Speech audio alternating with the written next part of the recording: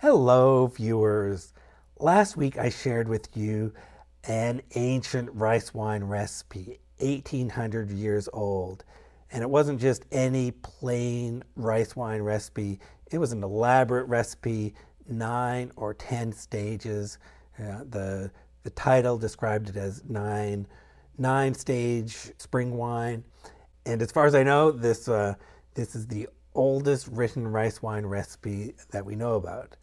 So that was the topic last week, but there's some interesting details that I amused myself with along the way of researching that particular recipe.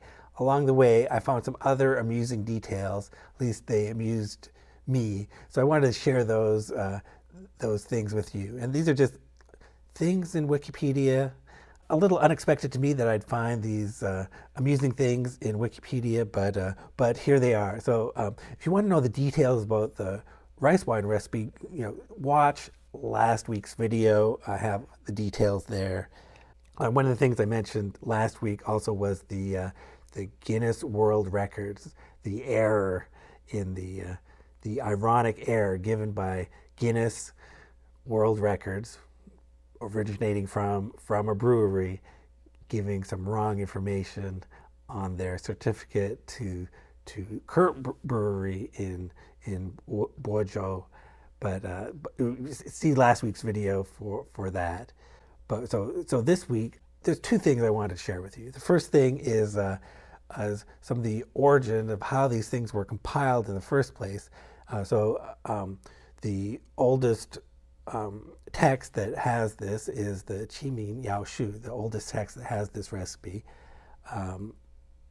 And it turns out the copy of the text that I was looking at, that's this, the copy of the text I was looking at is actually from this encyclopedia.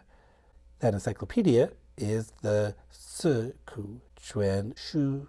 The encyclopedia is this vast anthology near the end of the 18th century.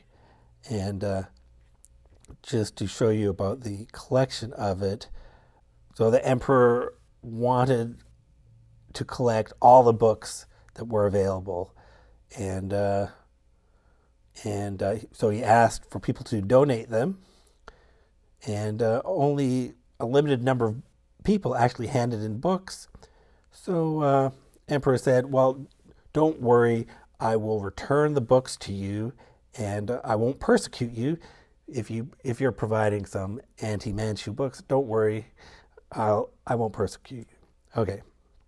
So many books were turned in, and that was the basis for this encyclopedia, this anthology of all the trying to get all the books that were available in China in one place. So this is, of course, a vast project, and yeah, a vast project, and editors and scribes.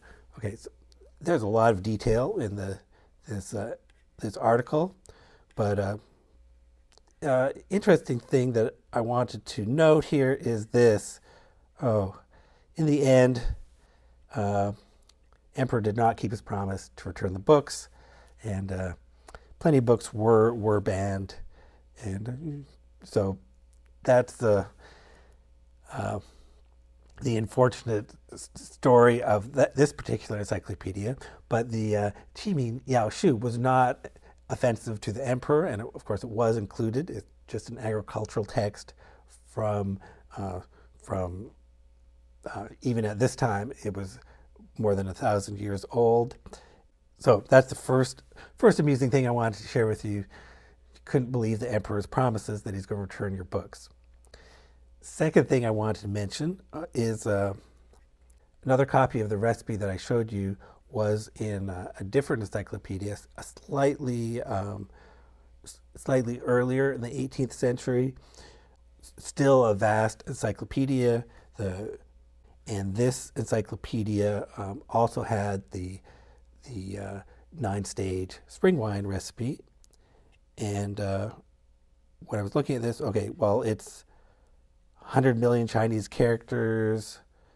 And for some reason, the comparison in size is, compared in size with the Encyclopedia Britannica 11th edition. This particular Chinese encyclopedia from the early 18th century, 2 to 3 times the amount of material in the Encyclopedia Britannica 11th edition. And that's 11th edition was issued around 1911, if I remember right. And that got me thinking about why that particular edition was chosen, but also got me thinking, how did it compare with the first edition of Encyclopedia Britannica? Encyclopedia Britannica first edition was developed by, most of the articles were written by one person, edited by another, and the illustrations were created by a third. So much smaller operation. It's only 3 volumes. Here's an amusing quote here. As was the practice, in order to produce an encyclopedia, you have to copy from a lot of sources. So yes, copy and paste. The thing that was amusing to me was how the volumes were arranged. So let's look at this. Here are the volumes. Oh, volume 1, volume 2, volume 3. Volume 1 is A to B. Volume 2 is C to L. And volume 3 is M to Z. This distribution really struck me that this is the usual, this is a very human thing to do. You sort of underestimate the amount of time it takes to do something. You start off strong in your project. You're writing a lot for the letters A and B. This was published serially over a period of a few years, I think. And you start off strong, writing a lot, but then you realize you have to finish, so then you speed up, and the succeeding articles must have gotten more brief. Let's compare the volume distribution of the first edition with the 11th edition. In the 11th edition, there are 28 volumes. The letters A and B cover about 4 of those volumes. The letters C to L cover 11, and M to Z cover 14.